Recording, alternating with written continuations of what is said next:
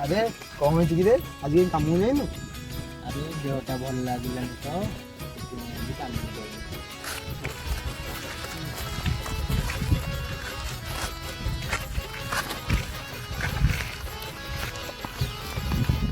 ଆରେ ପାଣ୍ଡିଆ ପୁଅ ଆଜି କଣ କାମକୁ ଯାଇନୁ କି ରେ?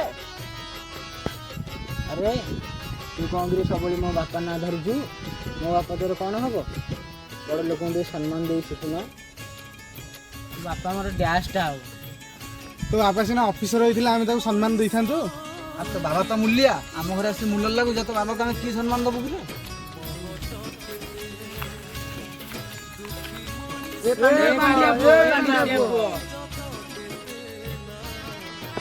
ଆରେ ସେମାନଙ୍କୁ କାଇଁ କିଛି କହୁନୁ କିରେ?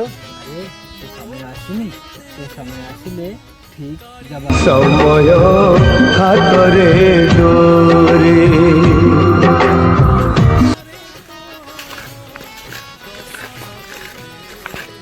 ସାନିଆ ପୁଅ